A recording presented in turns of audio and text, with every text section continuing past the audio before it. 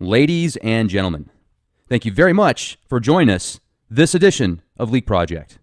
I'm your host, Rex Bear, and tonight we have an exclusive interview for you with Sergeant Daniel Brad MacBolen III, former military special forces, defense contractor turned whistleblower.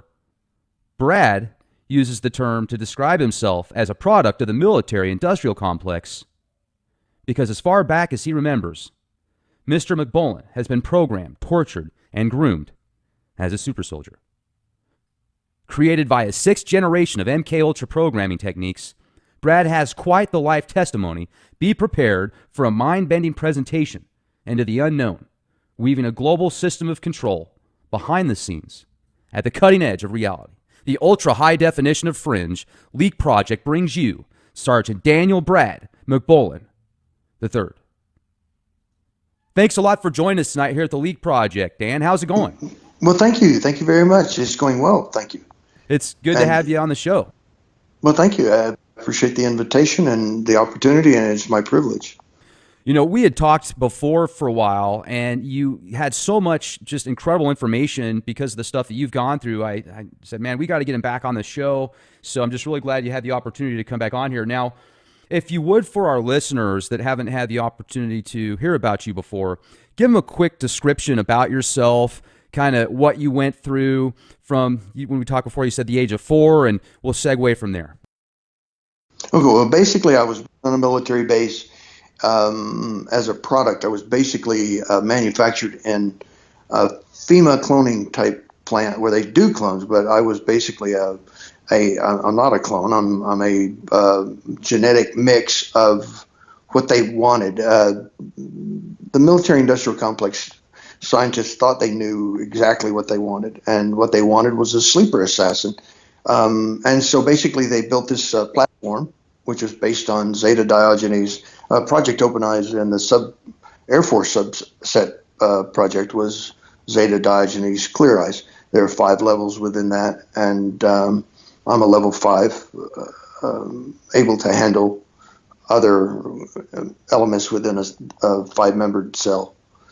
And it's basically unacknowledged special access programs, deep operation coordinate cell. And so we're pretty much, I guess you would say, the darker part of the CIA's non-official cover type, where you've got CIA agents that, have a different name, a non-official cover. They usually are employed in some, and that's their day job. And then when they turn the key, they become someone else and going about doing their spooking, so to speak. They're a spook, and some may know it, some may not. Most of them do know because they have to have special training to make sure they're extremely careful not to compromise themselves. Where with us, we don't remember, so how can we be compromised? We don't know that we're even, asleep. We just do regular day jobs, really mundane, invisible. We're just invisible. And the reason they send us is because we're invisible. We just really are not noticeable.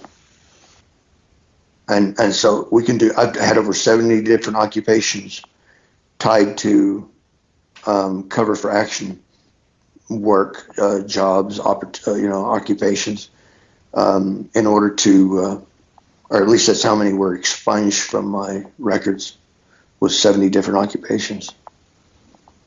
And so I've done so many things, but then again, they have the technology to just dump certain skills into your brain. Then the rest of it is up to you if you actually are talented at that skills. Certain skills I was talented at, and other skills I was not as proficient, but my personality was, there was a personality in there that was driven. Mostly always destination oriented. Get to the destination, do the job, and then debrief. And so it was real simple. But the thing is when I woke up, I would have no memory or screened memories, implanted memories. And it didn't bother me. And, it takes a long time before you start to realize there's some weird things going on. And so for years I was aware of those subconsciously, and then they began to surface. Now, you said you had 70 different occupations. Do you remember the majority of them, all of them? I wrote them down one time, and they were stolen. The resume was stolen. They didn't want, because I actually had a triggered moment where I sat down. I was asked to do a resume, and I sat down and I wrote out 70 different occupations. And these were besides actual, certain jobs, but there were certain jobs that were legitimate, as far as in between times when there was nothing going on, and they literally had to just put me somewhere. And so they would just put me somewhere, and I would stay there until things heated up on the political scene, and then, basically quit that job. And of course, I didn't have, sometimes I would actually have a job where I would hold a position and hold until I was needed. And of course, whoever hired me knew that in a moment's notice I could, I may have to leave and be gone for however. And mostly it was position and only in name only. But I did have to have the skill sets, and they're able to download skill sets, in a matter of minutes. Language the same way. Only with me, I was not allowed to retain linguistics other than English. And I last time I had a traumatic brain injury, that became difficult to recover from. I couldn't even speak English. I couldn't speak intelligibly at all. What happened? Don't remember. It was traumatic enough not to be able to even remember anything surrounding it. Normally I remember most of what happens right up until the time I get triggered. And then, of course, I wake up in a totally different situation, or I wake up with an unusual situation. Situations that are, when you wake up and someone's taking a suppressed weapon out of your hand, that has a tendency to stick somewhere in the gray matter. And that happened more times than I can count. Someone handing me a weapon, saying something, numbers, tones, and, wake up, and they're taking the weapon away. And then I get hit with a stun gun. It's not your average stun gun. It's whatever it does, it reinforces amnesia. And then, of course, you have missing time or unimplanted type memory. It's like some people call them screen memories, because you can download those through a computer really easily, or non-terrestrials can actually do it in real time. They can run an entire series of memories for lost days and put these memories in your brain. For the lack of a better word, I would say telepathically, but that's not true. It's not really what it is, but it's close enough so that people can understand. So, and go ahead. Okay, I didn't mean to interrupt there, Dan. I was just going to ask if you would walk us through the beginning. Let's go back to when you first started realizing that you were a part of this, experiment or program. I would say at about 6 months of age, I remember being very tender-hearted, very, I wouldn't say shy. I was very outgoing, even at that early of a time. But I remember a dysfunctional family as far back as being 6 months old, strolling around in a walker. They had these little things on wheels, and you put the baby in there and they stroll around, kind of learning how to walk, I guess. And I have memories as far back as that, becoming very attracted to certain musical instruments, but mostly dysfunction, dysfunctional family, which they choose these people for a reason. But I do realize that I'm genetically connected to the female, the host, who carried me. I was actually genetically I mean, back in those days, they would actually take the woman who was going to carry the child. They would take her ovum, and then, of course, the father is who knows what or who. And they mix and match, splice and cut, and get a product. And then they re-implant that into the womb and basically inject a type of genetic filter between the blood so that because it makes the female very sick. If any blood gets across the placenta, it can actually kill the host. Somehow my blood was poisoned. I mean, I tried to donate blood, and I was rejected. I stopped after the 5th time. Because negative blood? No, A positive. But the thing is that whenever they would look at my social security number, and then they would say, "Oh, we have to do a test on you," and it's like, "Why do you have to do a test?" I says, "You're a 4." Well, what's a 4? And it happened to be the first digit of my social. Since then, I found that all 4s are pretty much along the same lines. They're all soldiers of some type. Not all of them are genetically enhanced or a product. Not all of them are, but that's what the soldiers are. Most of them are 4s that have to do with combat, mutual combat situations, high stress.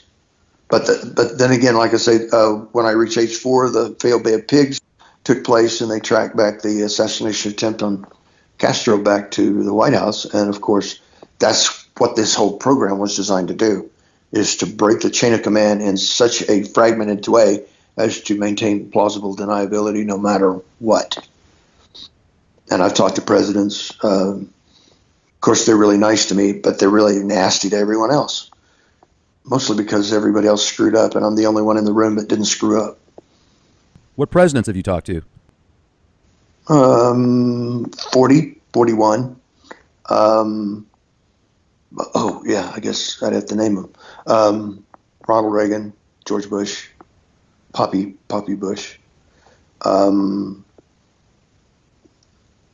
don't have anything on Clinton, I don't believe. I mean, I was taken, I had many different mission parameters.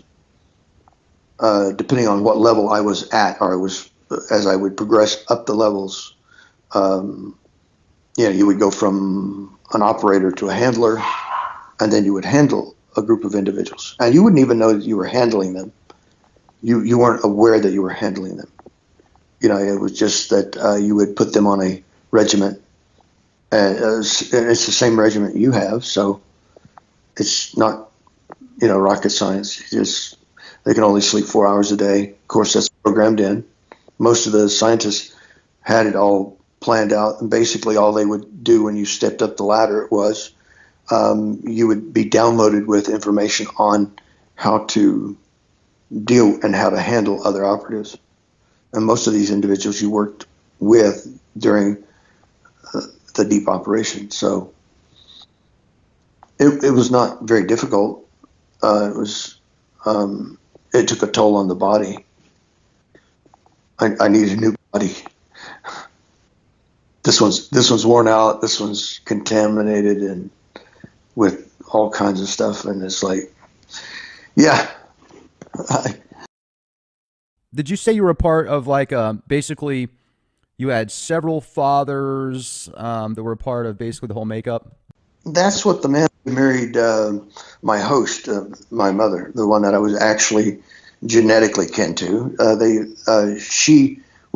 It all came out one time when her programming failed, or the dissolution of her memory failed, and she began to remember about my birth. Because when she had other children, and they were no kin to me other than through her genetics.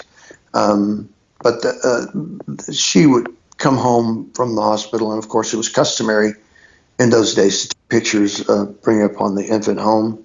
And with me, she looked like she just got out of Auschwitz. I mean, she was 20 or 30 pounds underweight. It was extremely, I almost died because there was a certain leakage across the blood-brain, not the blood-brain barrier, but the blood-placenta barrier, which poisoned her but she recovered and had like a hyperimmune system after that. They had to bring her back in and reprogram her to become a hypochondriac. I mean, she was really never got sick, but she would. It was almost like they would program her to have certain illnesses that she didn't have. Otherwise, she was quite healthy, but they would program in all kinds of things.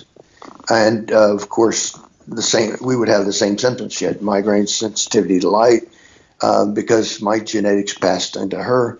There was a certain amalgamation going on there because she carried me in the womb.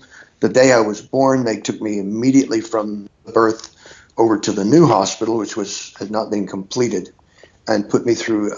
If you read in the CIA Family Jewels, it's called Sonic Holography Project on level 4D at Wilford Hall Medical Center at Lackland Air Force Base, Barrett County, Texas.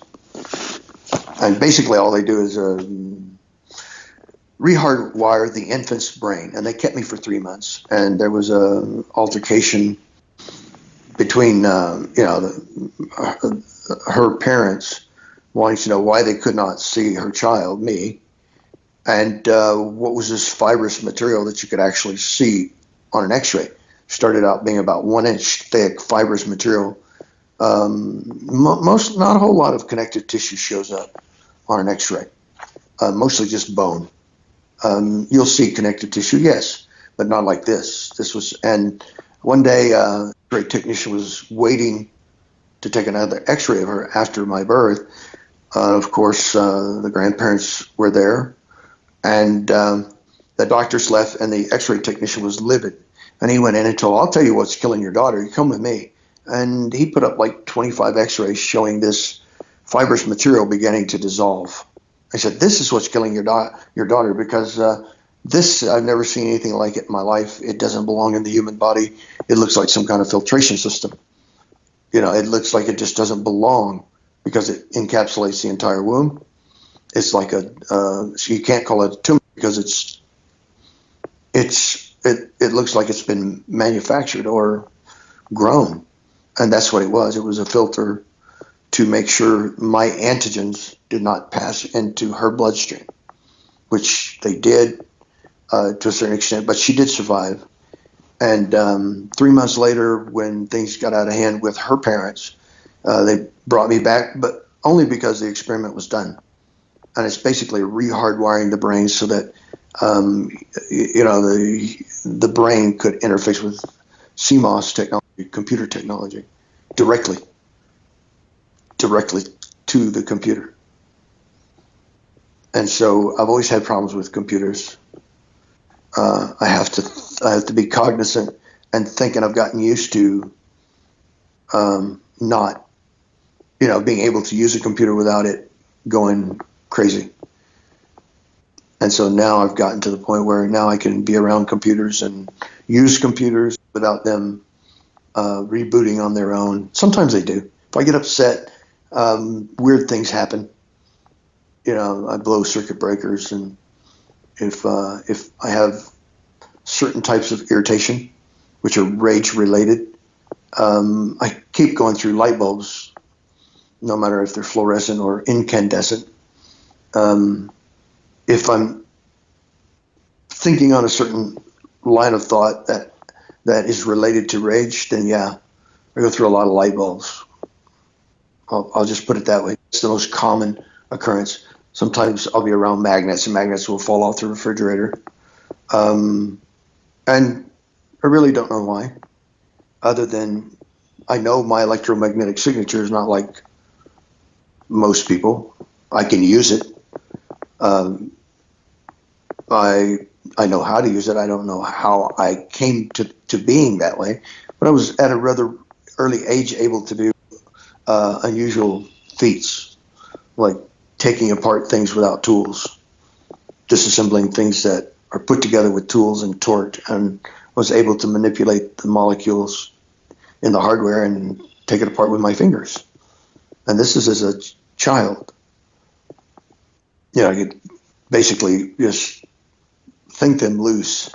I don't know if that even makes sense, but I would concentrate on the molecular structure of the metal, and I could see into the metal, and I would basically shrink one and expand the other, and I could take them off. Basically, the threads would shrink away from the threads would decrease on one and increase on the other, and it would basically come off in my hand. I could just unscrew it. And my mother's father, I guess I'll go ahead and call him my grandfather for all intents and purposes, was very intrigued with that. He was a master mechanic and very interested in how that I was able to do this. But I was able to do it on molecular structures of living trees, tissue, manipulate blood flow, manipulate specific gravity of certain things, rip trees out of the ground, that kind of stuff, lift cars up on one wheel, that kind of thing. I could turn over cars, but you really can't, do that and not draw attention to yourself. So the whole idea was not to draw attention to yourself. Did you grow up on a military base? No. She and her husband were divorced after one other duty state. He was at Lackland, then he went to Anchorage.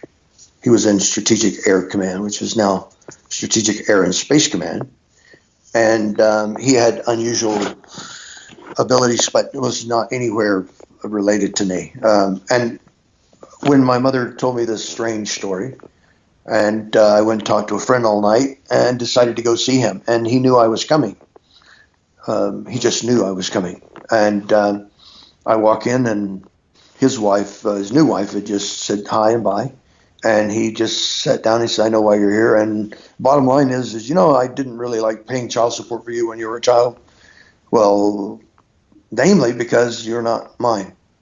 And so I asked the standard normalcy questions. Oh, so she was having an affair? She says, no, you don't understand. You have many fathers, some which are not from around here. And I said, well, where are they from? And he just pointed up. He said, that's all I'm going to say about that. And I tried to breach the subject again a few minutes later, being very good at manipulating. And he knew that he had the playbook. So yeah, he just said, no, we're not going to talk about that. And when the memories began to come back and return, then of course I immediately identified the particular species I was related to, because they were once a year, as far back as I can remember.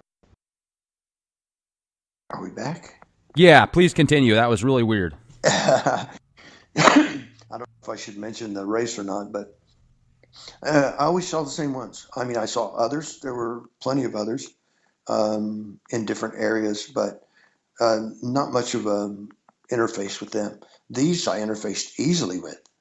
I mean, they would literally get into the details of my life. And, each one had a different function. They were all scientists, but they had their function, and they had a very specialized function. And I would get interrogated by a female of the species. The other ones were pretty much they were just scientists. They were very technical, rarely showed emotion. When they did show emotion, they got really freaked out. Fear and survival was the element of, you couldn't call it an emotion, you just call it a response, because they really weren't emotional. They didn't have emotions, but they had the fight or flight syndrome. And so, yeah, I could sense that. And I was always sensitive to the feelings of others. I could completely sense. I got rebuked several times for not only finishing other people's things, but saying what they were going to say next.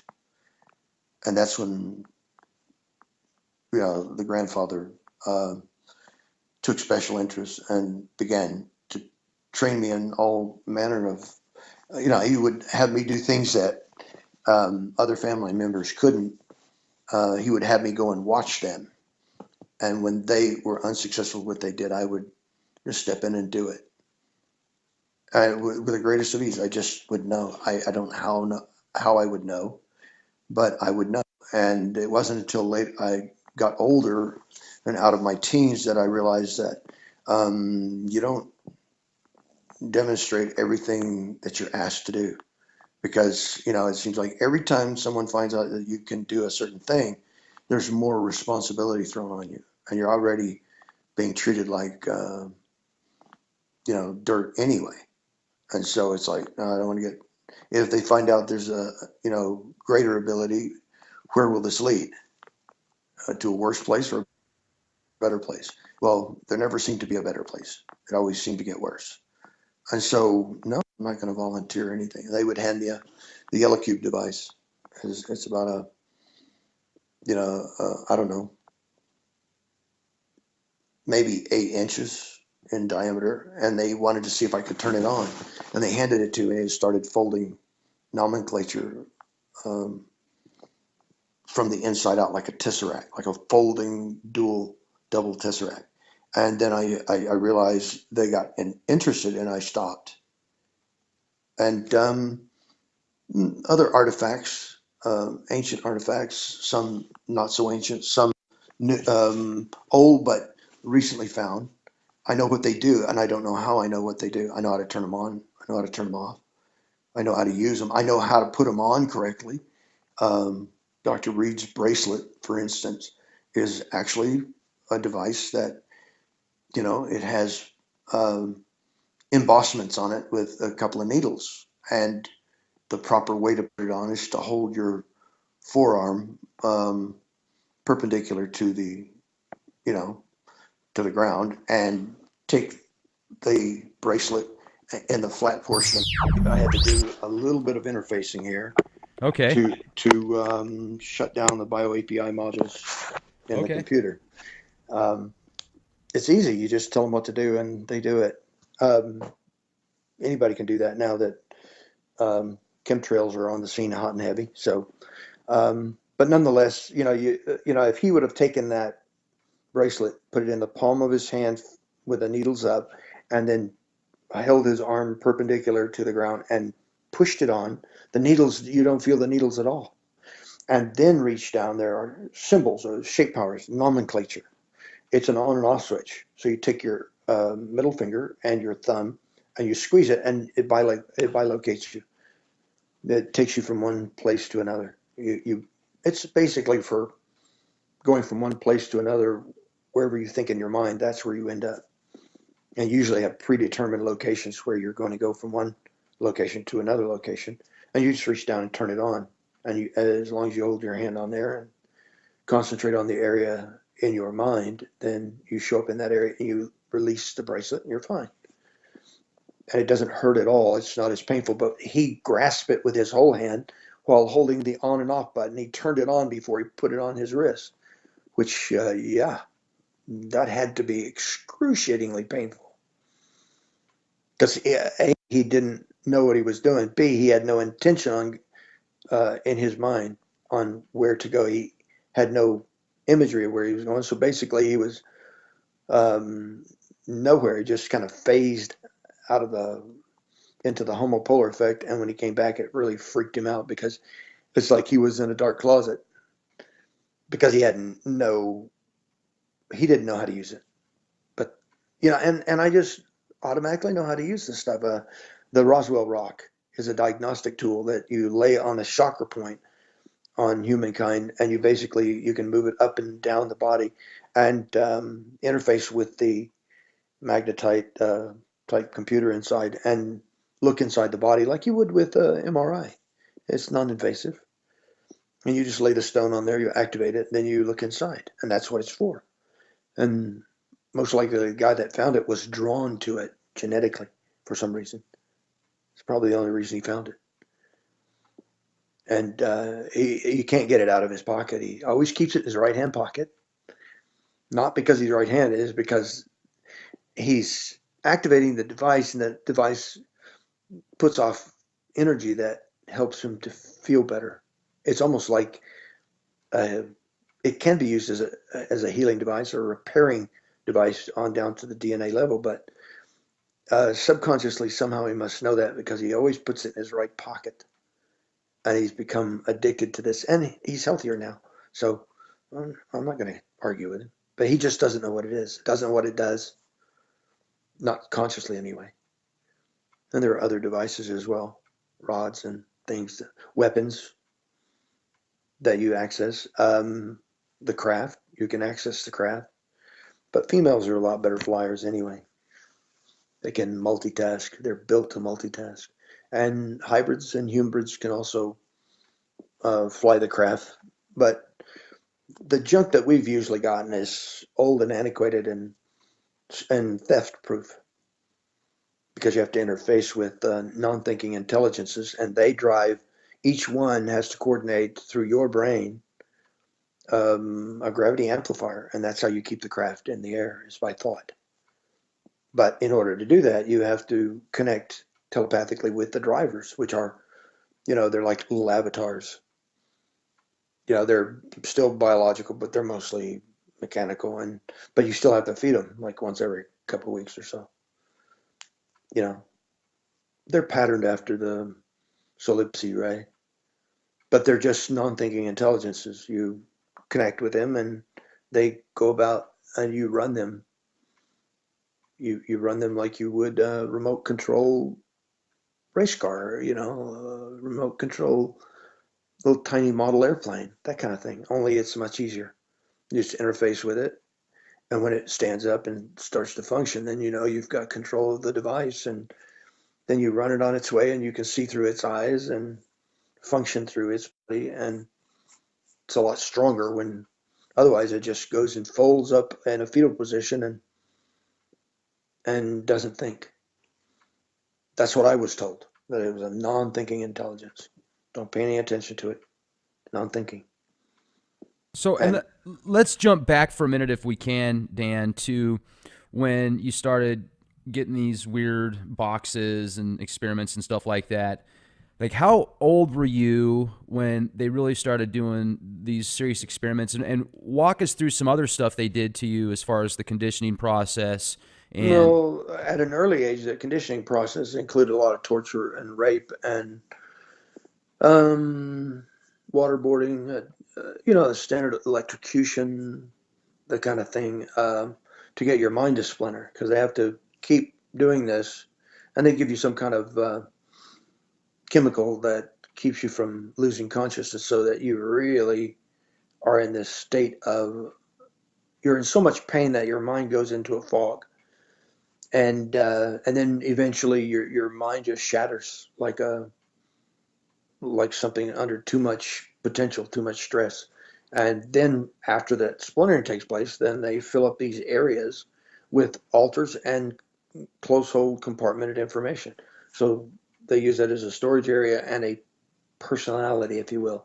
They call them alters, but it's a manufactured type of schizoaffective or schizophrenia type of, it's a manufactured process in which they can basically, each one of these alters has specific skills, and they don't interact with each other. They don't interact with the waking beta state mind person. And so you're not even aware they're there. They have a tendency to come out every once in a while. The conditions are just right, and certain words are set in a certain pattern. You can get triggered, but usually you just flip right back, because you're waiting for not only a key, but a code, a series of numbers and a series of tones back in my day. But I'm old, so I'm probably, I don't know, they got a hold of the information in the 50s, and I was born in 1957, so there's quite a few generations before me, but they got better as they went, because humans, non-terrestrials have been doing this for thousands of years, and they turn out a pretty decent product. The alien-human hybrid, they're a lot better in every way than a human manufactured product.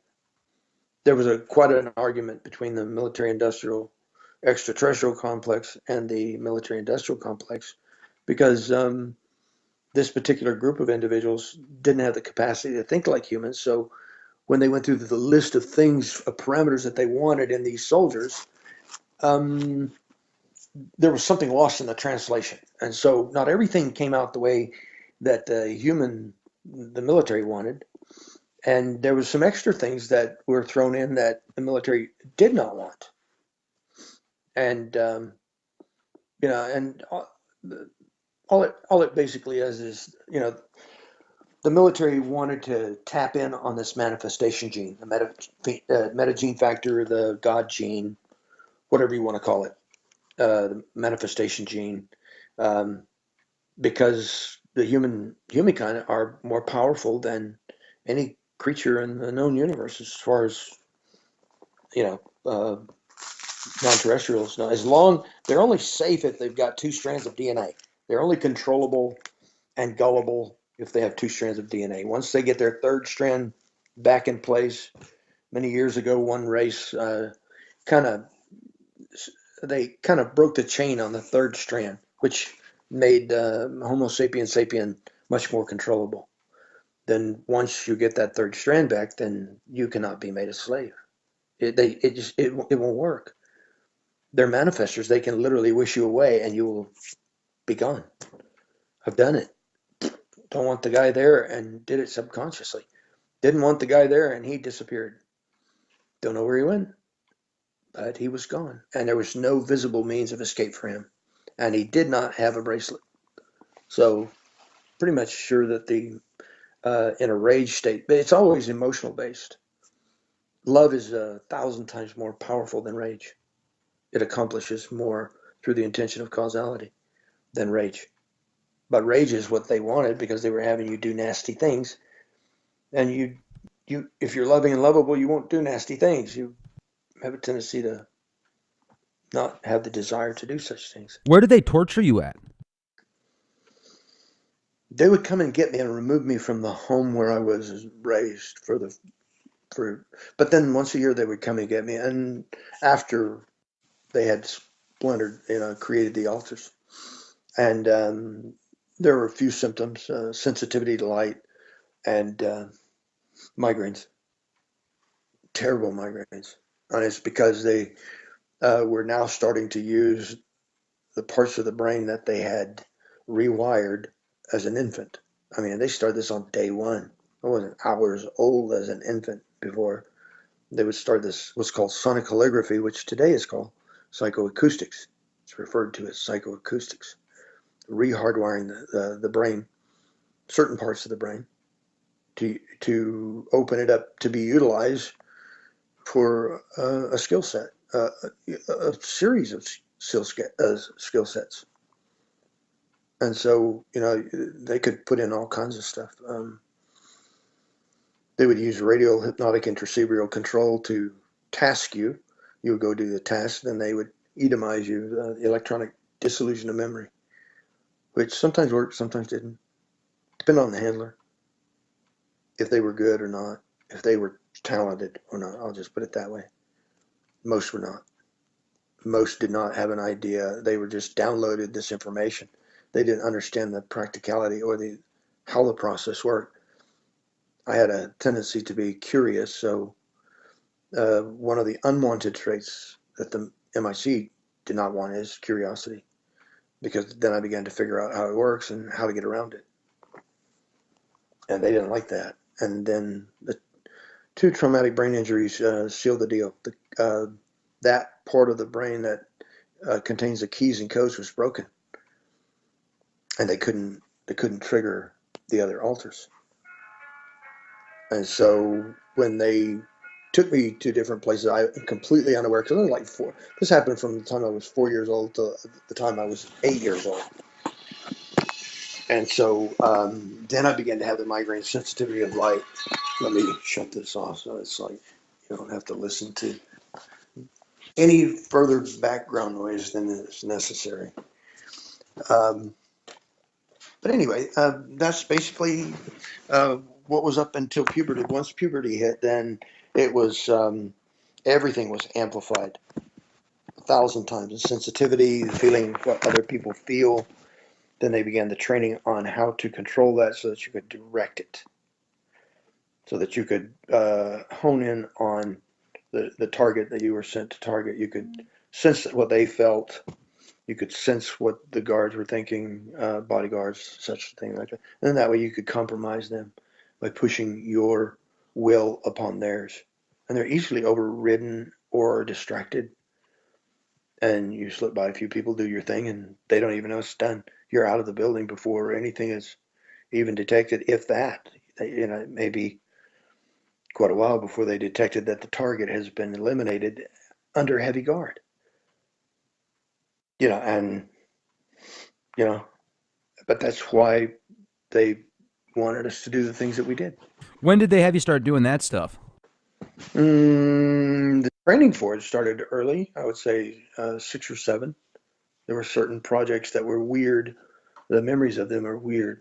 Tumbling, rolling into balls of light, wearing wraparound sunglasses, and rolling into, running and like doing a forward roll into this ball of light.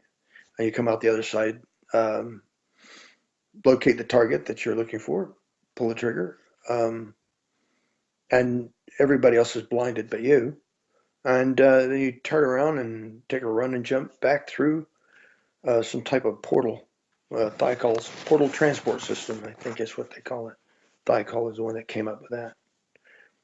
Andy Basiago talks about one portion of that program. I think he was on the technical aspect because his father was technically attempting to perfect that technology. And I was on the other end, the Pegasus assassination units. And they were completely separate because I asked Dr. Basagio about that, and he has no recall of any of that ever being used for those purposes. So, and it's all highly compartmented anyway. So what happened when you were getting older and you said it wasn't quite as intense? Did certain people still come around and talk to you? What was the difference later in life? Well, there were malfunctions. Once a year, you had to go in for what they call a checkup from the neck up. That's what I've heard it called. Anyway, you have to go in on an annual, and they would put you through a series of tests, which are torture, basically to see if the links that the conditions that the program, that conditioning was intact and viable, usable, workable, reliable. And then sometimes when there was a malfunction, I would have to go in, sometimes more than 5 and 6 times a year when there was a malfunction. And I wouldn't even know what the malfunction was. As far as the Pegasus assassination units, they were all children. Could there be children lined up, armed and ready to go with small caliber weapons that were suppressed? I had funny looking suppression type weapons back then. But, we were trained to shoot at a very young age, and we were very nearly perfect in marksmanship. It was uncanny. I mean, uncanny. We could shoot at a target in total darkness. If we had seen the target moving, we could literally see them in our mind. The physical eye cannot see. I can't see in the dark. Although there have been times when I had episodes of feeling rage where I actually could see in the dark, and it's like, how come I can't see like this all the time? And then, of course, the moment the sensation of rage within me went away, then, of course, so did the ability to see in the dark. And it's like, that's weird. It's just a series of, and of course, I was a curious person. And so these are things that you store away in your memory. And for some reason, some of my best friends said I'm an exhaustive source of useless information. Since the traumatic brain injuries, people ask me what time it is. I tell them how to build a watch. TMI, too much energy, too much information. They don't want to know how to build a watch. They just want to know what bloody time it is. And so sometimes certain words will start a cascade of dialogue, a one-sided dialogue. I'm not even cognizant if people are listening or not. But others notice it, and they don't know how to shut that down. I thought maybe kinesthetic, getting my attention kinesthetically by reaching out and touching me or gripping me, but it usually takes pain. And so when they grip really hard, it doesn't cause pain, but it did get my attention, and that worked for a little while.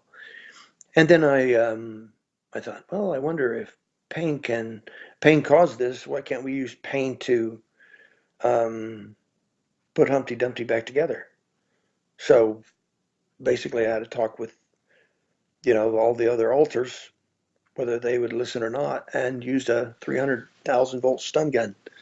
That got their attention. Because a standard stun gun is nothing, but it is painful. And I use pain to get their attention and basically say, I will love you. I'm the alpha dog here in a beta state of wakefulness. I'm the alpha dog. I run the show. I love you. I will always take good care of you. I will meet your needs, but you have to do what I say or I'll kill you. And then I give them the old 300K volts AC. And I only had to do that several times before. And you have to do it in certain places in order to reassociate. When they splinter you, it's disassociation. And when you reintegrate, you can't deprogram someone who's already programmed. You're just overlaying one deprogramming program over several other programs. So, How many avatars did you have, Dan? alters, you mean? Yeah. Well, there had to be at least a dozen or more because when the break takes place, your mind is shattered and you create. They encourage you to create alters to deal with different situations, social alters, um, financial alters, educational alters, linguistic alters. And so all of these alters have a place and they only come out when they're needed. Need to speak German? Yeah, no problem. What part of Germany are you in?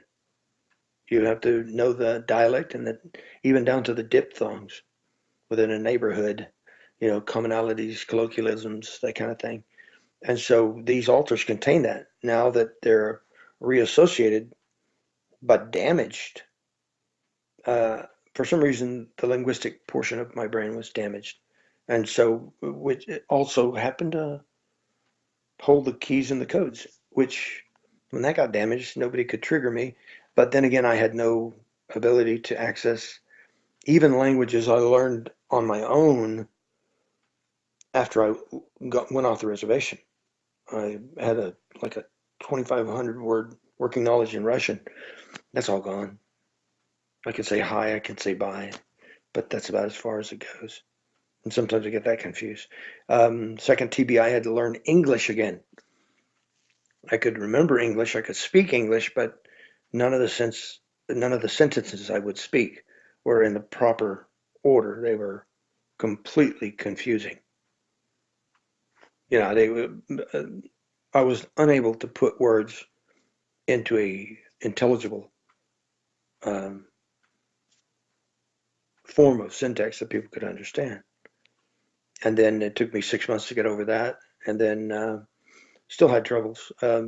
Even the simplest word, I could see the picture of the item, but I could not say the word, could not remember what the word was for that object, the simplest object.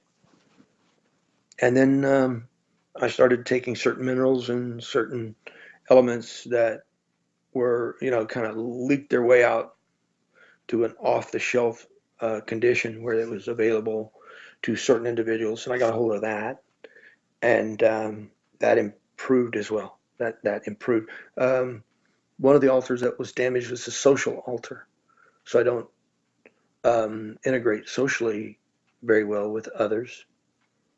I guess you'd call it a certain social naivety. I have social skills, but as able to function around people for long periods of time, it's not good. I shouldn't be around people for more than an hour, that don't know me or don't know my background. How long were you in the military?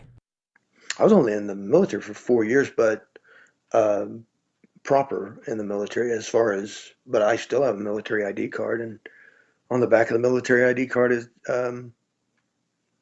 under the portion where it says civilian, it's no, so I'm still under the uniform go to military justice. And then, so after you were in the Air Force, you went to what part? They shuffled me around when I had a malfunction in which I woke up in the middle of an operation and started asking questions, making statements around individuals that weren't a part of the project and were completely clueless. And it had to do with drug trafficking. And it's like, get that guy out of here. And it really made a whole lot of people nervous because this secret space program costs a lot of money. And trafficking in drugs brings money in two different ways, bringing it in and shutting it down. You get a lot of money for bringing drugs into the country, illicit drugs, and a lot of money for shutting it down through the judiciary system.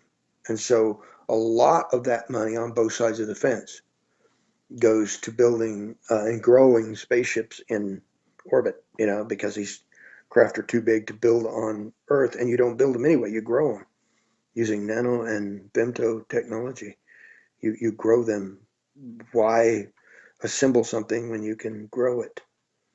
Nanobots build other nanobots. Why can't they build? They can build anything.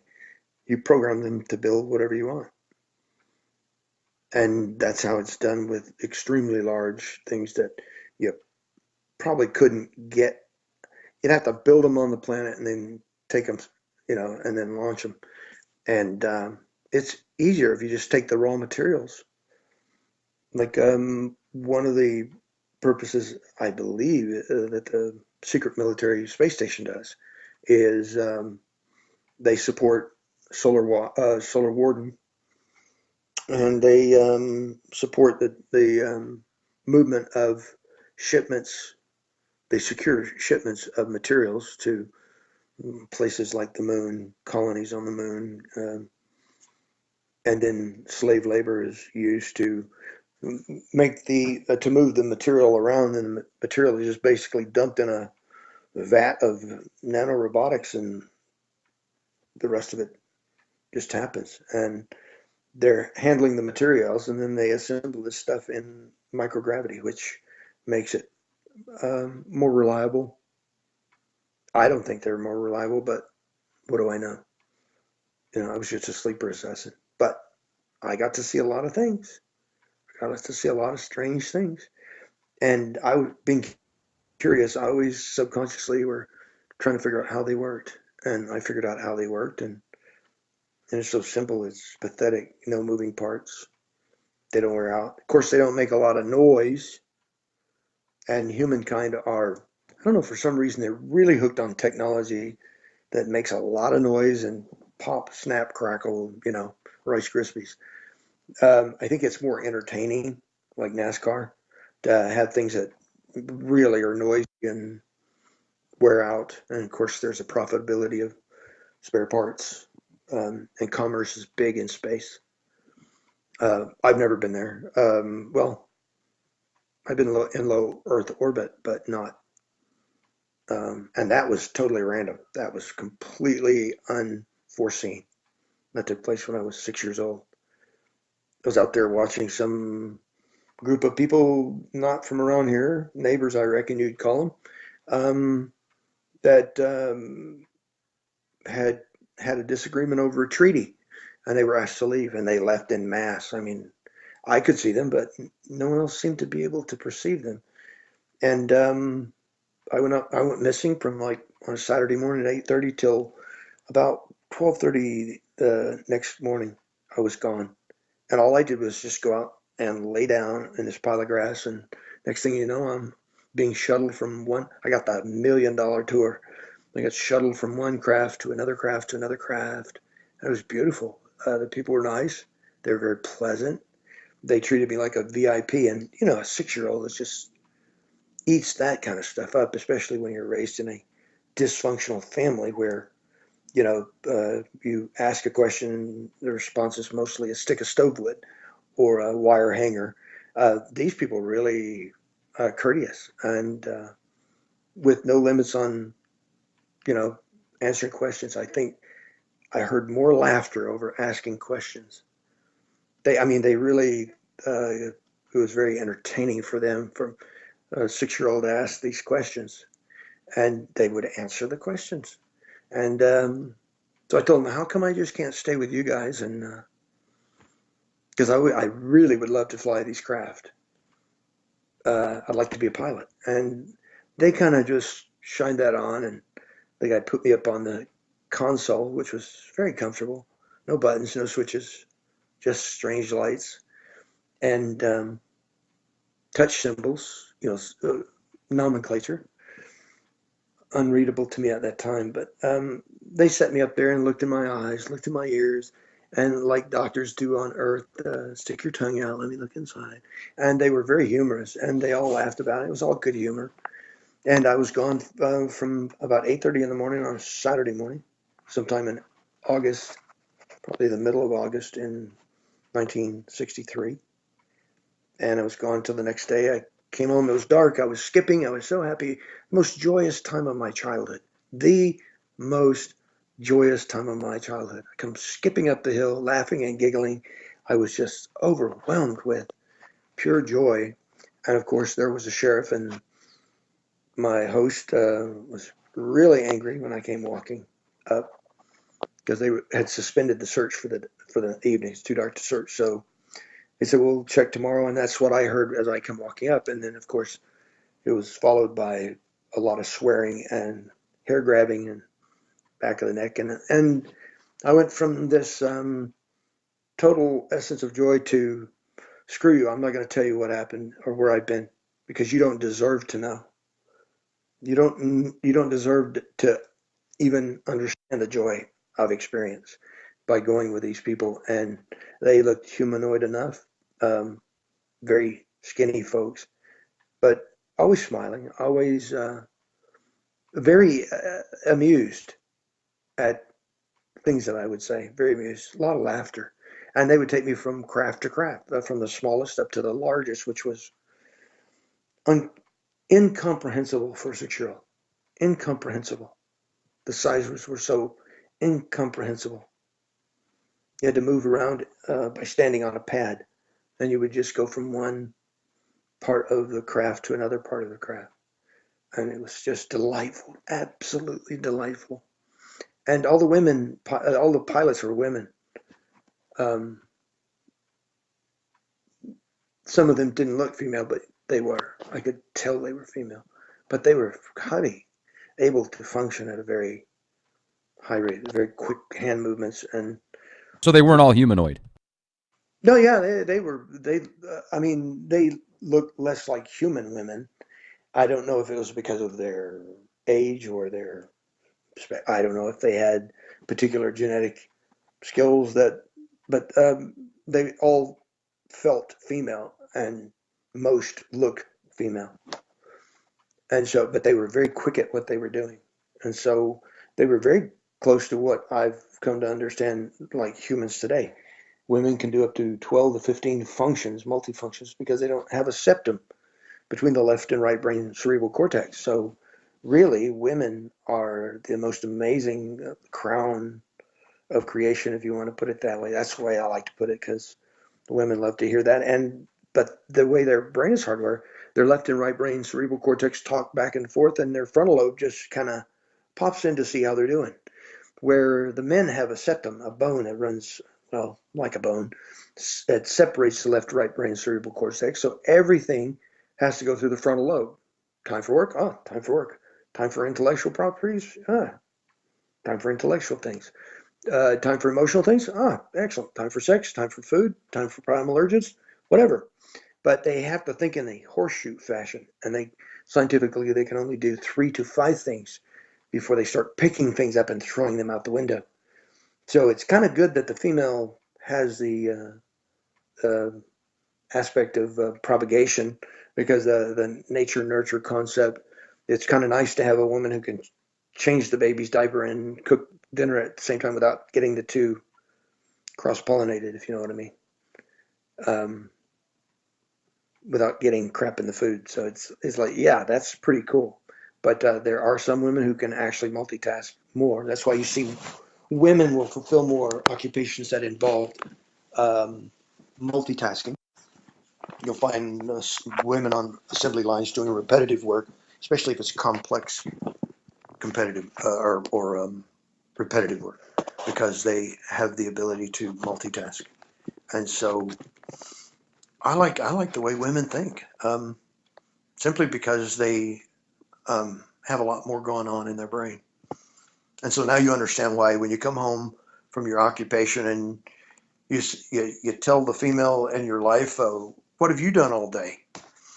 And they've got, so many screaming infants or children or urchins on their hand, and they're about ready to shoot you with your own weapon.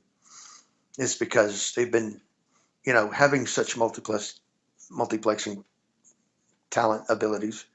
It's been proven by science, they need to say at least 10 to 12,000 words a day in order to communicate for the brain to find a certain resolve. Men only need about 4,000 to 5,000 words per minute to communicate and feel at the end of the day that there has been a resolution, progress, whatever you want to call it. And so when a man comes home, the last thing he wants to do is talk. And the women have been in the presence of those who can't talk very well or are in the process of learning to talk, so they want to talk. And so, you understand now why men and women are, quite different. Personally, I think the women should run things.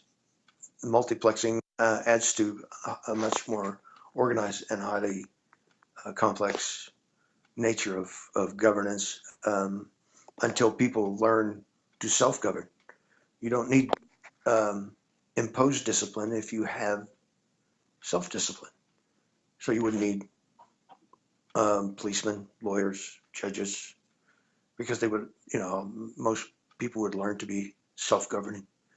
You give them back their third strand, you give them back their sovereignty, and then you're not going to make anybody do anything, because control in and of itself is an illusion. You take a handful of sand, you can hold quite a bit of sand in your hand. Try squeezing it. What happens? The more you try to control the sand, the more you try to squeeze it, the more it runs through your fingers. So once you come to the understanding that control is an illusion, then sovereignty is the only solution for the illusion of control. And that's something that certain species and humankind haven't figured out yet. They actually are getting dumber rather than realize. Now, I'm not saying all, I'm just saying some of them are getting dumber and dumber, while others are awakening to this third strand concept, mostly little children born after the year 2000. They're born with a third strand intact, and it does get a little strange when you find them floating about above their crib. They want something. What does a child do? They reach for it. And having a third strand means that they have abilities. It's like coming home and finding my youngest daughter with her head bumping on the ceiling at 18 months old. Actually, she was younger than that. I think she was about 12 to 16 months old. She was bumping her head on the ceiling of the kitchen, with the cabinet open, standing on the shelf right next down from the top shelf. She had defeated a childproof cap of Tylenol, and she was eating this Tylenol out of the bottle, thought it was candy, and she suffered from a pica, a mineral deficiency. So she was looking for the right minerals, and in these ages we just don't have the right minerals in the food. So she was looking for the right thing, and so she was crunching down on these things with her head. Now, how did she get up there? There's no possible way for her, of her size, to get up there, let alone to get from the cabinet to the bottom portion. So yeah, these third-stranded children are seen to be doing all manners of things. And it's only after the year 2000 that many of these children were being born, and when the powers that want to be discovered that they had 3 strands of DNA intact and grounded, and they started doing a lot of weird things. They started euthanizing children at birth. That got a little complicated because it drew too much attention. So they developed femto technology, which they can package inside viruses and a little vaccine, and you basically chemically kill the frontal lobe, and you're left with a walking, talking computer. Autistic children with a third strand are capable of tremendous amounts of quantum computing. So when they go to sleep at night, certain elements of the artificial intelligence, which is predatory and pathogenic, hive these children into a collective and use their brains as a hived collection of quantum computers, because the third strand allows the vibration and signals to go both ways at faster than the speed of light. So you have children that are, I don't know, early teens. I mean, 12, 11, 12, going to MIT, and various universities, because, they buzz through the books and they pass the classes, and all they have to do is thumb through the book, and before you know it, we've got their high school graduation and their degree, and they're working on their master's by the time they're 16, 17 years old, and they'll have their doctorates by the time they're 19 or 20, because just the knowledge just pours into them. They're less emotional. Some of them are more technical, but that seems to be a natural progression of evolution that's taking place. And evolution is just a form of creation continuing to take place. And so I don't see any, how do you say it, a conflict between evolution and creation, because all evolution is creation continuing to take place. And humans are the grandest example of that, with a metagene factor. Once they progress along the six levels of thinking, you have 4-year-olds that actually are able to carry on a conversation more coherently and more intelligently than most adults. You can learn more from a 4-year-old than you can from talking about golfing and competitive sports and boxing and NASCAR, things of that nature. I mean, these children are really quite amazing. They perceive in a quantum time rather than in what humans call real time. They don't look at the past the same way. They don't look at the future the same way, because they just live right here, right now. And they seem to be, overall, the most happy children, most joyful children, very little discipline problems, difficulties. They seem to learn so rapidly that they take off, and that's your next generation. And so they needed more computing power. This predatory pathogenic artificial intelligence needed more computing power. So the virus and the femto technology, which basically you take a virus and you open it up and use it as a suitcase, as a delivery mechanism to deliver this mind-controlling femto technology into the virus. The virus penetrates the cell, change the RNA within the DNA, and you can actually, engineer. It's like genetic engineering on the fly. And for those that you do not want to progress, they can have one virus and it'll have 20 or 30 different symptoms. And your average physician is clueless, doesn't know how to deal with one specific virus because it has so many symptoms. They're completely confused. And so that is the age in which we live. That's the terrain in which we currently find ourselves deployed. Is things are changing at such a light speed, and we've got a lot of people fighting over us. You go to NASA Soho Lasco C2 and C3, and you can watch the war happen right over the top of your head. Do you personally remember, that meteorite, quote unquote, that landed in southern France about a month ago? Vaguely. Yeah, well, if you are used to going to like subscribing to MUFON, Mutual UFO Network, or to the National UFO Network, these sites are great because people think they're taking pictures of multiple unidentified flying craft when it actually they're seeing really bad guys getting shot up, and what they're seeing is not multiple unidentified flying objects. They're seeing a spacecraft of some really malevolent folks in pieces falling to the earth. Fireballs here, fireballs there. I placed many of these on my YouTube channel, Daniel Brad MacBolen III. You go to the YouTube channel and you'll see more fireball, and it's not meteorites coming in. It's not comets coming in. These are battle planets beyond human comprehension. One battle planet is 4.5 times larger than Jupiter. Got pictures of it. I mean, I could actually just send you a picture right now, and you can see what a Draco ship looks like. You can see what an Anunnaki ship looks like. They're easily discernible in C2 and C3. C2 is red, has a red backfield, so that you don't get as too much detail. And C3 is in a blue backfield further away at about, used to be at a 90-degree angle to C2, and now they've moved it to about a 30-degree angle because a huge blue Kachina came in.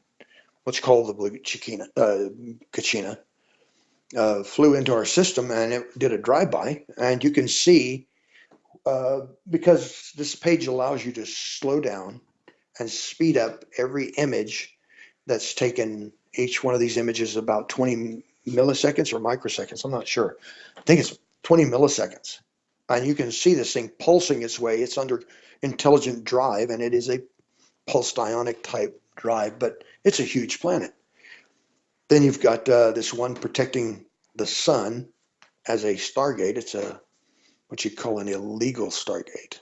Somebody drug it in between the Eagle constellation and the Orion constellation so that they could do black marketing of human beings, because your DNA is number one on the commodities list. You are so valuable, so powerful when you have your third strand. You are such a manifester. Human beings are probably 1,000 more times powerful than anything I could ever do as a humbred or, poorly made hybrid, if you want to use that terminology. I call myself a humbred, because we're a human bred manufactured product. The non-terrestrials have been doing this for thousands of years, so they're pretty good at it. They really are. But they just want to tag along with humankind because they want to manifest. They want to be like God. Problem is their ego keeps getting in the way. Very few people understand that ego is like a tool that you put in your toolbox. You take it out of your toolbox. You got your little tool and resource box down at your feet, and you take out your ego and you adjust your attitude and you wipe the tool off and put it back in the toolbox. You don't go waving it around, writing checks with your mouth your body can't cash.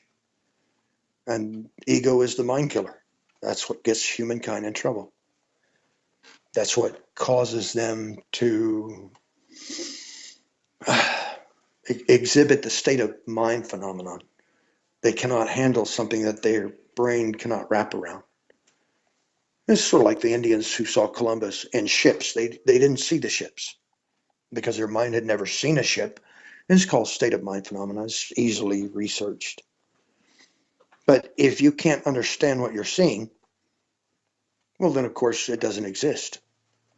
And it's so easily to plausibly deny it to yourself. And you saw it.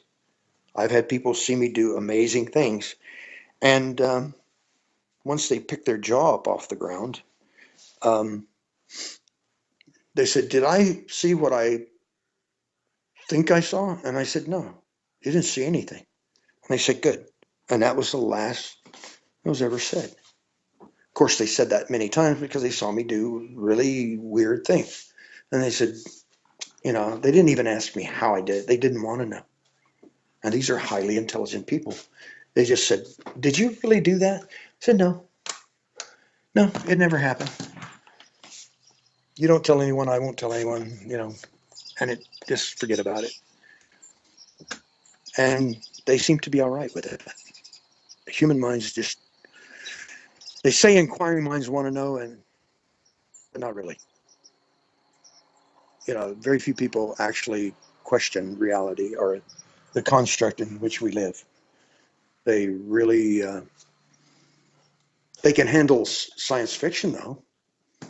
They can really, science fiction is actually a way of helping people to get their mind around a concept that their brain beforehand could not handle. And that's why when you're groomed to be around non-terrestrials, they show you a picture first. You're going to be working with this guy, and he doesn't look too bad. Then they say, well, actually, let us show you this picture. And it looks less and less and less human until you actually, the dude comes walking down the hall, and he doesn't look anything like a human being. He's just humanoid because he's got, 2 legs and 2 arms and 1 head. The rest of it's all strange. 3 fingers, 4 fingers, 6 fingers. Really, peculiar stuff. Sometimes appendages. Sometimes some really weird stuff. But anyway, that has been my experience by being taken to S4, S2, S6, and S66. Sector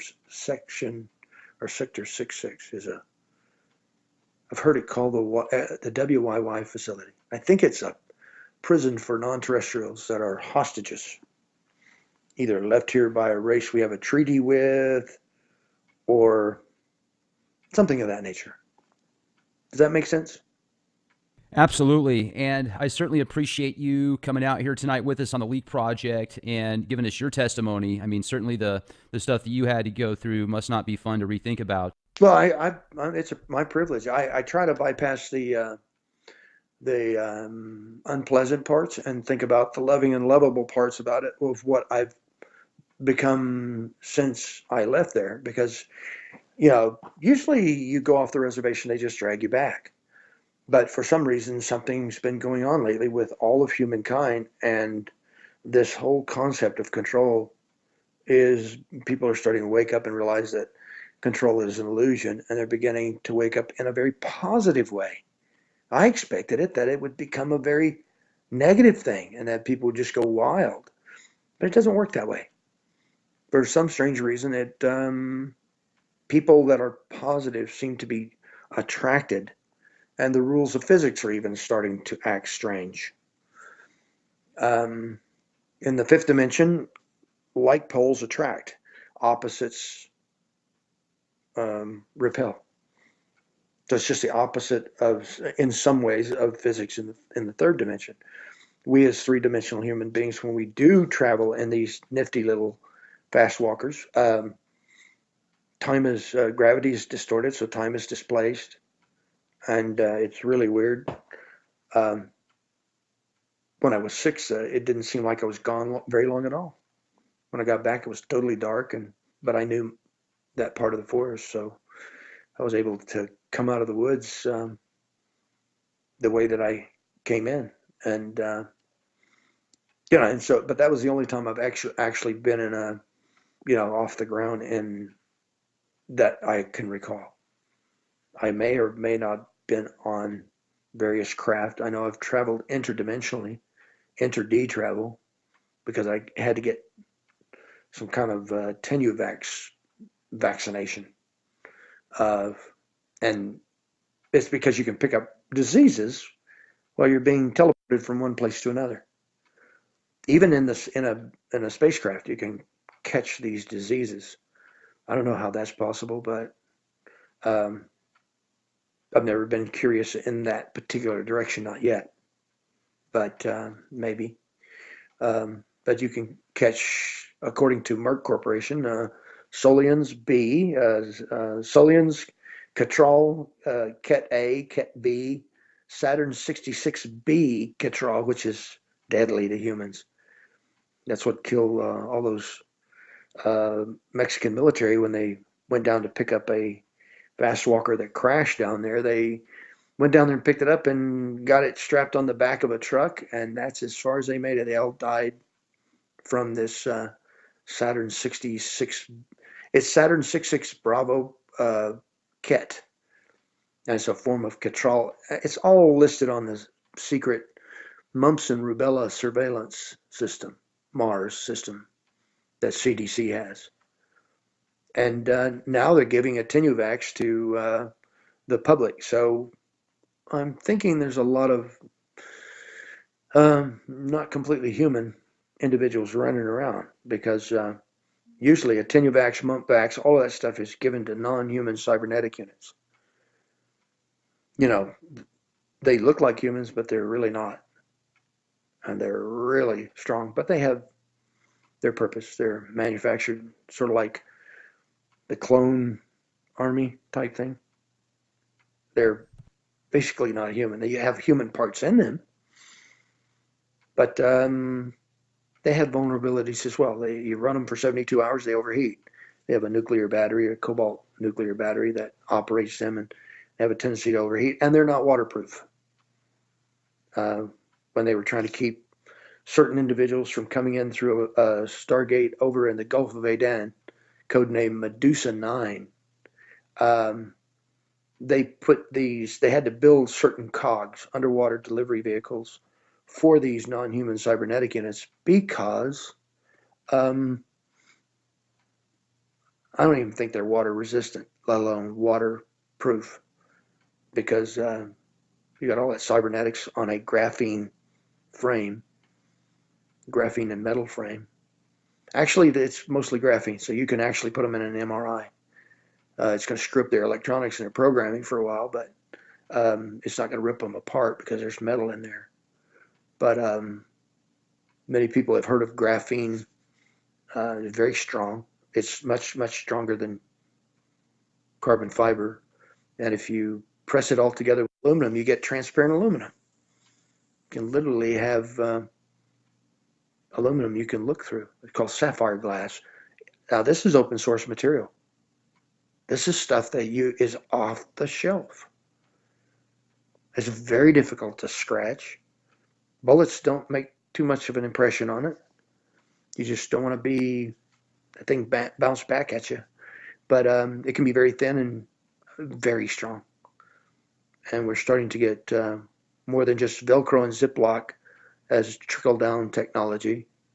We've got a whole institute dedicated, the Carrot Project, turned into a program at Stanford Research. Commercial applications for extraterrestrial technology. I forget what the R stands for. Yeah, commercial applications research for extraterrestrial technology. Carrot. C-A-R-E-T. And so, yeah, you've got amazing equipment that you can just throw on a table. It looks like a pile of parts. You turn it on, it assembles itself, and it's a great probe. People have taken pictures of these probes. They thought they were unidentified. Do you remember when they lost that Saturn V rocket that had all the little containers with the ashes of famous people like Carl Sagan? And I don't. well, they had a program where they were going to launch all these people that were involved with space, like the guy that was the character actor for Scotty in Star Trek. When he passed away, they cremated him and put part of his ashes in a little capsule, along with Carl Sagan and many others who wanted to be shot into space. Well, the rocket malfunctioned, and you got all of these little tiny containers that were in the payload section scattered all over the mountains. And these little probes were out looking for the remains to collect them back up. They did find everybody. So if Carl Sagan's significant others out there, yes, he did make it into space. I forget the fellow's name who was the character Scotty on Star Trek. I wasn't much for Star Trek. You're not thinking about Spock, are you? No. The engineer, the guy, the only guy that wore red shirt and was never killed. Because if there's a crewman that's wearing a red shirt, he's gonna be dead before the scene is over. If a guy shows up in a red shirt, he's dead. We figured that part out. Scotty was the engineer, and he's the only one that wore a red shirt that never got killed. But you had William Shatner and Leonard Nimoy. I got a chance to meet him once, and during the launch of a General Kuiper's Airborne Observatory, and yeah, he's a real nice guy. I guess he passed James away not too long Doohan? ago. James Doohan, that is Scotty.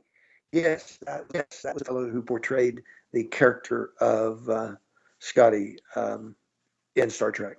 Many things that you see in Star Trek, the CIA, the OSS back in the 30s, the Oh So Social, would hide because it's hard to hide secrets. Look at the Cambridge Spies incident. If you research Cambridge Spies, then you'll know what I'm talking about. It's very hard to keep a secret. So the key is hide it in plain sight. And so Hollywood has been working with the CIA and various other entities like the National Security Administration, the National Security Council, the Office of National Intelligence Directorate, James Clapper and Michael Vickers. You know who you are, crimesters. Against the people of the United States, but that's a political thing, and I'm not going to go there. Anyway, a lot of the technology is portrayed and hidden in science fiction type. Actually, all the way back to 1951, I talked with Billy Gray, who portrayed the character of Bobby Henson. Henson or something like that. Anyway, his character, he played the character. He's like 76 years old now, but he's still a really good guy to know and to talk with. But I think he's the only living person from that movie released in 1951. And it was the CIA that would come on the set every day and give the director parts and pieces of the next episode. And it was all based on a visitor from another place by the name of Valiant Thor. That's what he referred to himself as. I don't know what his real name was, but he was not from around here. Anyway, of course, then in 1952, you have the Washington UFO flap, and they flew right over the White House. And so a lot of people got upset, especially the Trumanites and the Roosevelts got really upset about it. But it happened, just months after that movie was released. And many of the things that you see in the movie are more factual. Reanimation, piece of cake, not a problem. Reanimating dead flesh, regressing human beings to an earlier stage of being in their life, earlier stage of development. Yeah, we have that technology. Time travel, not so good, not a good idea. I don't think time travel was a good idea. CERN discovered how to develop microsingularities in 2000 simply by accident, and they had the HAL 9000 hooked up. Actually, that's what they call it, the HAL 9000. I'm not kidding. At CERN, Switzerland, that's what they call the quantum computer, is the HAL 9000, the 9K. So you see where this is going. There's a lot of stuff that's in your theaters and in Hollywood, that comes out of Hollywood, that is factual with just a few bits in. And sometimes I wonder if this is not just a catalog of human history where you put all this stuff in and you change one or two things. And if someone says, oh, that's real, you have extreme plausible deniability. All you have to say is, I think you watch a little too much TV. Exactly. Are you a sci-fi kind of guy? Do you watch the Sci-Fi Channel? Ah, there you go. See, you saw that. You had to have seen that. And of course, what they have seen is real. But you can blow that off, and even most of humankind that see really strange, unusual things will blow it off because they see it. They've seen similar things coming out of Hollywood. And so they, even in their own mind, they call the ostrich mentality. You put your head in the sand simply because of peer pressure. You don't want to be laughed at. People that talk about these things, they're called crazy. They're given psych jackets and locked away. Now it's not so easy. You got doctors like Dr. Roger Leir, the late Dr. Roger Lear, who was taking out implants out of contactees, however you want to call them, abductees, experiencers. I don't know how you want to relate to it, or if you want to relate at all, but he was pulling out stuff that actually had IBM on the label, Nortec, Novatel, and the list goes on. Rockwell, Lockheed Martin, pulling out stuff that. Then when that got too popular, um, they started just leaving them unmarked and putting symbols, nomenclatures, which are equivalent in language even. Then you couldn't read it, you know.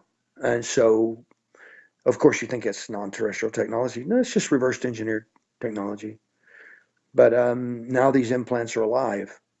You've got Morgellons, these threads, and red, white, blue, clear can withstand 1200 degrees, and still operate, still function, still move. And so, yeah, we're in an age of transhumanism. We're in an age where this predatory pathogenic artificial intelligence is running everything. You think the politicians are corrupt? You think they can actually be that corrupt? You think they can actually do the things that they do? No, they're actually run by a program which is inorganic. So um, they do the things that they do with no conscience because they've been PPAI and trained, as Alfred Labermont Weber talks about. I'm glad he coined the phrase because it describes PPAI to a T. Your plasma screen with your bio API module inside talks and interfaces with a nano and the femto bio APIs that are in your brain. The little tiny, tiny stuff that it manufactures itself. It's modular in form, like a little spider. It can manufacture itself into a nanophasion, which is basically a building block, and capture the neural synapses of the brain.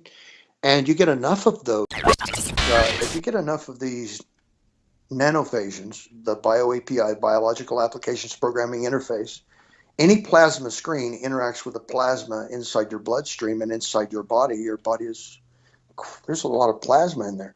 And so it basically, your smartphone, are you talking to it or is it talking to you?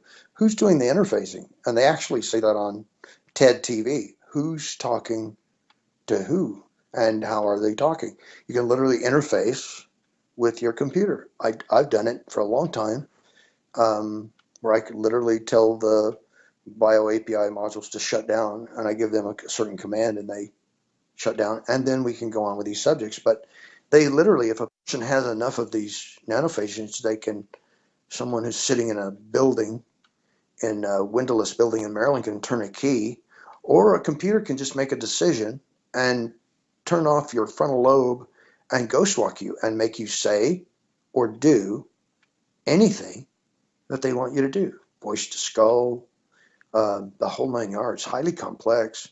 And this person has no idea that's what's happening to them. They have even no cognizance that it is happening to them. They'll walk up to a total stranger. I mean, some kid just went walking up to Jesse Ventura, former governor of Minnesota. And while he was talking to a whistleblower, basically this young kid he called the scientist by name and threatened him, because I don't think the guy was introduced under that name, under his real name.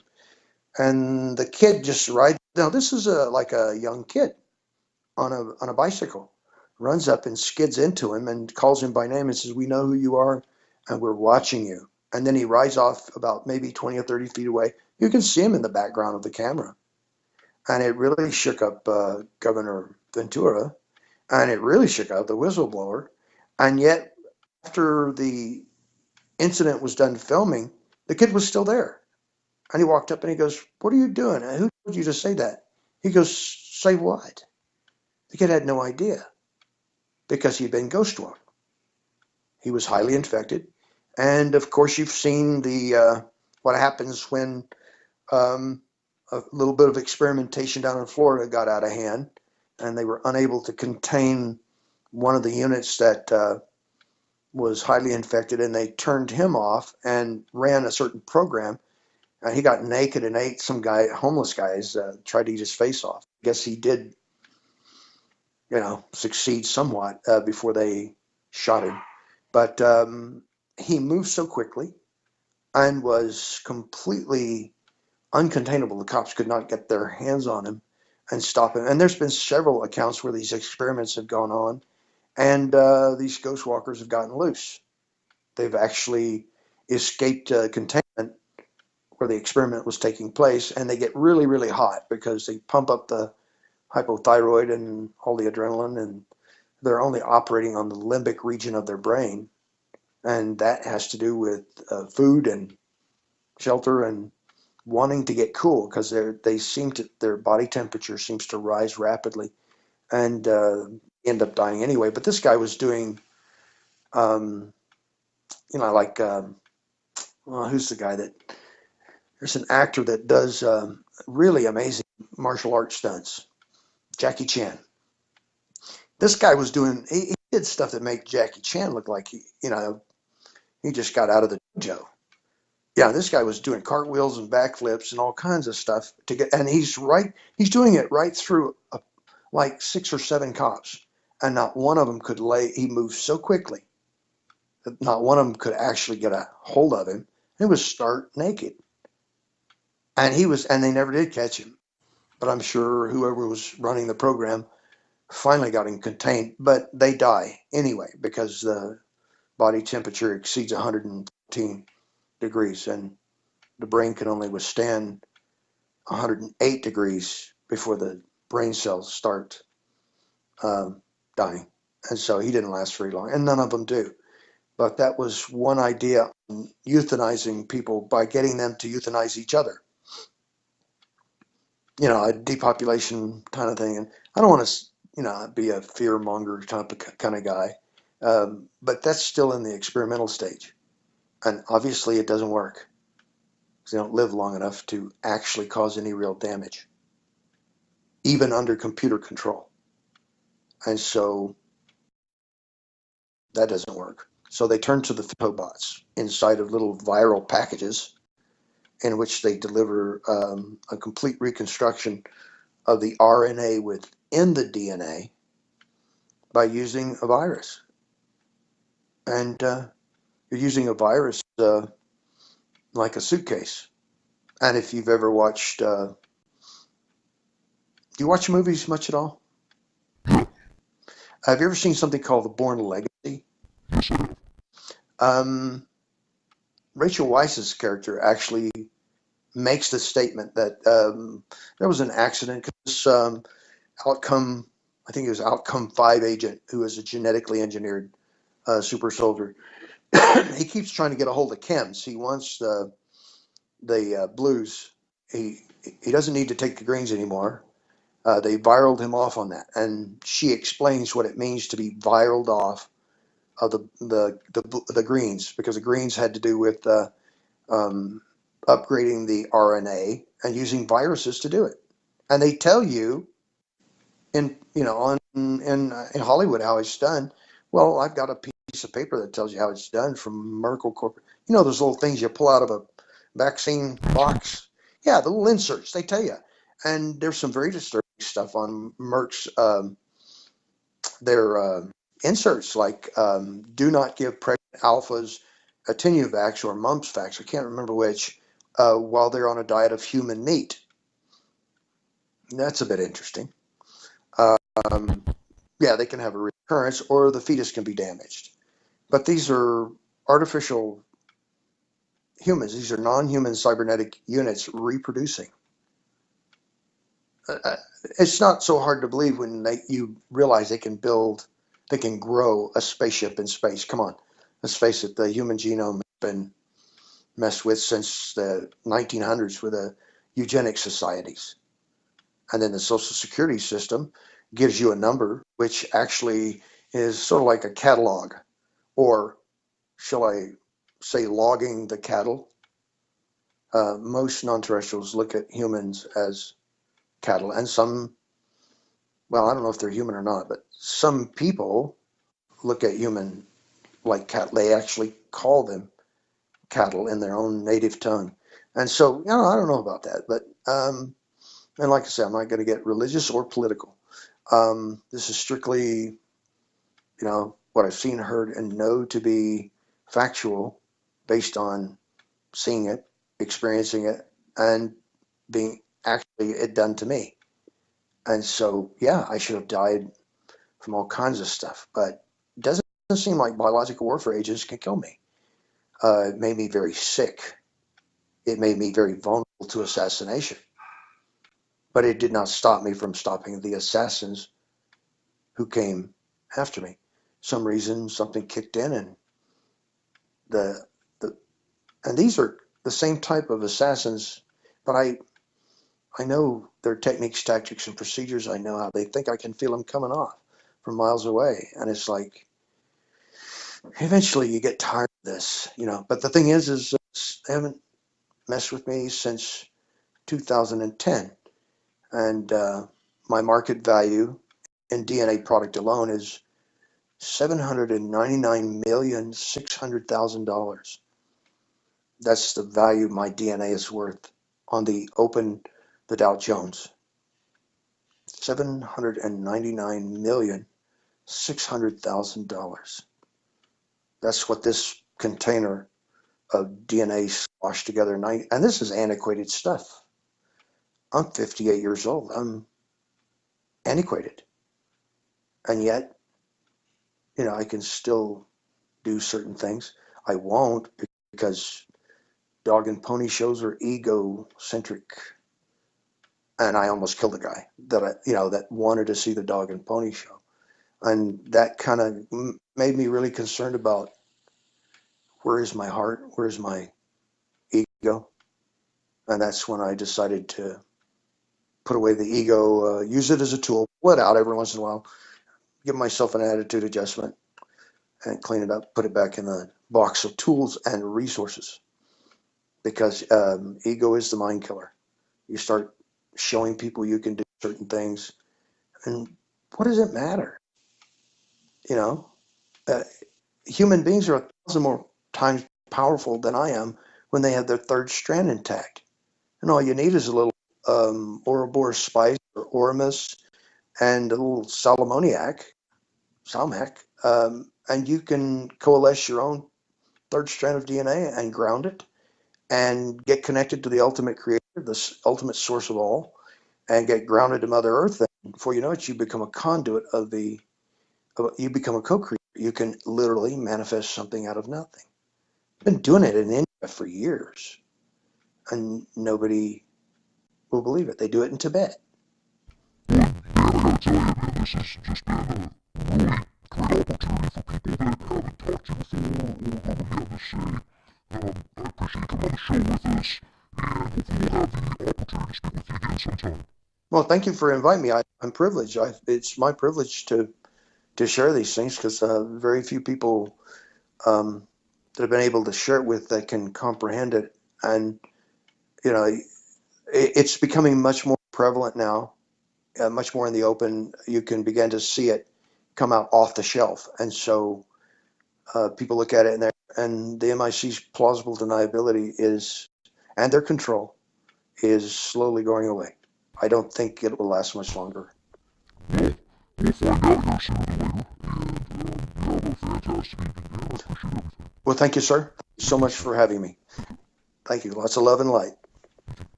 Bye-bye.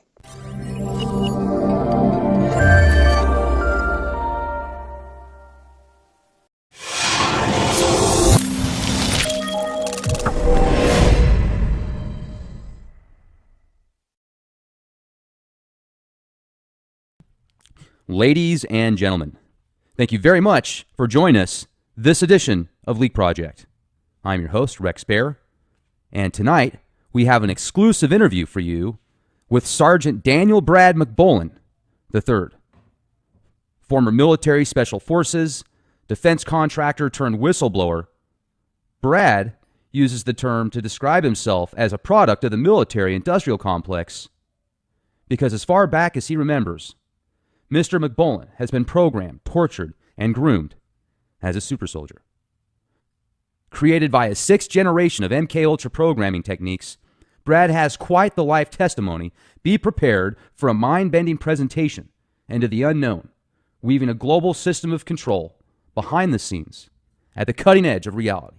The ultra-high definition of Fringe Leak Project brings you Sergeant Daniel Brad MacBolen III.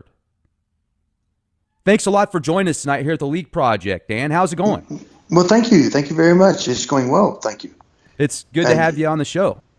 Well, thank you. I appreciate the invitation and the opportunity, and it's my privilege. You know, we had talked before for a while, and you had so much just incredible information because of the stuff that you've gone through. I said, man, we got to get him back on the show. So I'm just really glad you had the opportunity to come back on here. Now, if you would, for our listeners that haven't had the opportunity to hear about you before, give them a quick description about yourself, kind of what you went through from, when we talked before, you said the age of 4, and we'll segue from there. Okay, well, basically, I was on a military base. As a product, I was basically manufactured in a FEMA cloning type plant where they do clones, but I was basically I'm not a clone. I'm a genetic mix of what they wanted. The military-industrial complex scientists thought they knew exactly what they wanted, and what they wanted was a sleeper assassin. And so basically, they built this platform, which was based on Zeta Diogenes. Project Open Eyes, and the Air Force subset project was Zeta Diogenes Clear Eyes. There are 5 levels within that, and I'm a level 5, able to handle other elements within a 5-membered cell. And it's basically unacknowledged special access programs, deep operation coordinate cell. And so we're pretty much, I guess you would say, the darker part of the CIA's non-official cover type, where you've got CIA agents that, have a different name, a non-official cover. They usually are employed in some, and that's their day job. And then when they turn the key, they become someone else and going about doing their spooking, so to speak. They're a spook, and some may know it, some may not. Most of them do know because they have to have special training to make sure they're extremely careful not to compromise themselves. Where with us, we don't remember, so how can we be compromised? We don't know that we're even, asleep. We just do regular day jobs, really mundane, invisible. We're just invisible. And the reason they send us is because we're invisible. We just really are not noticeable. And so we can I've had over 70 different occupations tied to cover for action work, jobs, occupations, in order to, or at least that's how many were expunged from my records, was 70 different occupations. And so I've done so many things, but then again, they have the technology to just dump certain skills into your brain. Then the rest of it is up to you if you actually are talented at that skills. Certain skills I was talented at, and other skills I was not as proficient, but my personality was, there was a personality in there that was driven. Mostly always destination oriented. Get to the destination, do the job, and then debrief. And so it was real simple. But the thing is when I woke up, I would have no memory or screened memories or implanted memories. And it didn't bother me. And, it takes a long time before you start to realize there's some weird things going on. And so for years I was aware of those subconsciously, and then they began to surface. Now, you said you had 70 different occupations. Do you remember the majority of them, all of them? I wrote them down one time, and they were stolen. The resume was stolen. They didn't want, because I actually had a triggered moment where I sat down. I was asked to do a resume, and I sat down and I wrote out 70 different occupations. And these were besides actual, certain jobs, but there were certain jobs that were legitimate, as far as in between times when there was nothing going on and they literally had to just put me somewhere. And so they would just put me somewhere and I would stay there until things heated up on the political scene, and then, basically quit that job. And of course, I didn't have, sometimes I would actually have a job where I would hold a position and hold until I was needed. And of course, whoever hired me knew that in a moment's notice, I could, I may have to leave and be gone for however. And mostly it was position and only in name only. But I did have to have the skill sets, and they're able to download skill sets, in a matter of minutes. Language the same way. Only with me, I was not allowed to retain linguistics other than English. And I last time I had a traumatic brain injury, that became difficult to recover from. I couldn't even speak English. I couldn't speak intelligibly at all. What happened? Don't remember. It was traumatic enough not to be able to even remember anything surrounding it. Normally, I remember most of what happens right up until the time I get triggered. And then, of course, I wake up in a totally different situation, or I wake up with an unusual situation. Situations that are, when you wake up and someone's taking a suppressed weapon out of your hand, that has a tendency to stick somewhere in the gray matter. And that happened more times than I can count.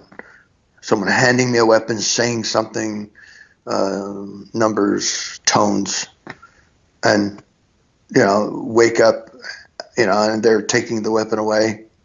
And then I get hit with a stun gun. It's not your average stun gun. It's whatever it does, it reinforces amnesia.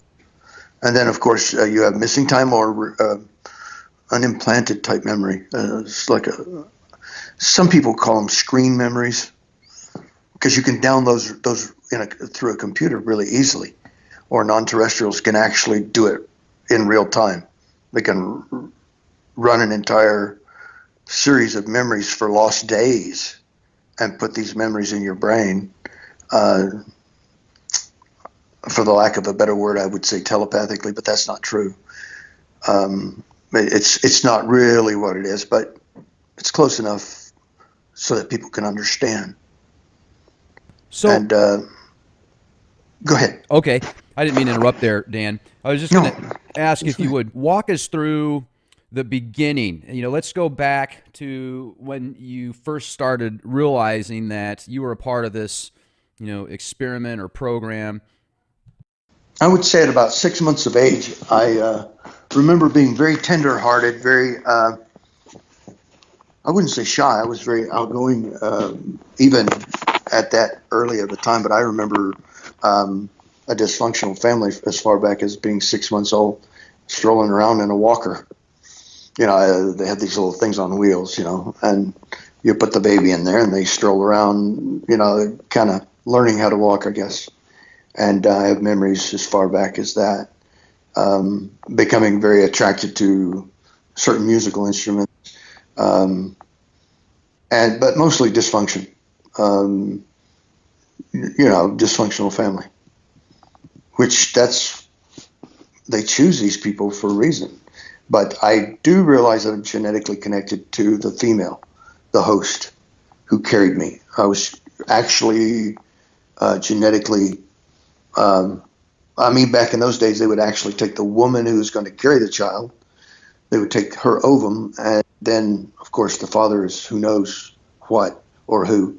And they mix and match, splice and cut, and get a product. And then they re-implant that into the womb and basically inject a type of genetic filter between the blood, so that because it makes the female very sick. If any blood gets across the placenta, it can actually kill the host. somehow my blood was poisoned. I mean, I tried to donate blood, and I was rejected. I stopped after the 5th time. Is it Rh negative blood? No, A positive. But the thing is that whenever they would look at my social security number, and then they would say, "Oh, we have to do a test on you," and it's like, "Why do you have to do a test?" I says, "You're a 4." Well, what's a 4? And it happened to be the first digit of my social. Since then, I found that all 4s are pretty much along the same lines. They're all soldiers of some type. Not all of them are genetically enhanced or a product. Not all of them are, but that's what the soldiers are. Most of them are 4s that have to do with combat, mutual combat situations, high stress.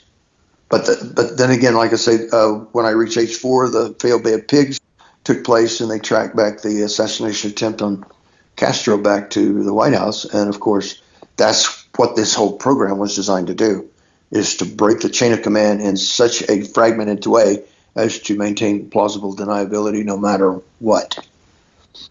And I've talked to presidents. Of course, they're really nice to me, but they're really nasty to everyone else. Mostly because everybody else screwed up, and I'm the only one in the room that didn't screw up. What presidents have you talked to? 40, 41. Oh, yeah, I guess I'd have to name them. Ronald Reagan, George Bush, Poppy Bush. I don't have anything on Clinton, I don't believe. I mean, I was taken, I had many different mission parameters, depending on what level I was at, or as I would progress up the levels. You would go from an operator to a handler, and then you would handle a group of individuals, and you wouldn't even know that you were handling them. You weren't aware that you were handling them. It was just that you would put them on a regiment. And it's the same regiment you have, so it's not, rocket science. They can only sleep 4 hours a day. Of course, that's programmed in. Most of the scientists had it all planned out, and basically all they would do when you stepped up the ladder was you would be downloaded with information on how to deal and how to handle other operatives. And most of these individuals you worked with during the deep operation. So it was not very difficult. It took a toll on the body. I needed a new body. This one's worn out. This one's contaminated and with all kinds of stuff. And it's like, yeah. Did you say you were a part of basically you had several fathers that were a part of basically the whole makeup? That's what the man who married my host, my mother, the one that I was actually genetically kin to. It all came out one time when her programming failed, or the dissolution of her memory failed, and she began to remember about my birth. Because when she had other children, and they were no kin to me other than through her genetics. But she would come home from the hospital, and of course it was customary in those days to take pictures, bring up on the infant home. And with me, she looked like she just got out of Auschwitz. I mean, she was 20 or 30 pounds underweight. It was extremely, I almost died because there was a certain leakage across the blood-brain, not the blood-brain barrier, but the blood-placenta barrier, which poisoned her. But she recovered and had like a hyperimmune system after that. They had to bring her back in and reprogram her to become a hypochondriac. I mean, she was really never got sick, but it was almost like they would program her to have certain illnesses that she didn't have. Otherwise, she was quite healthy.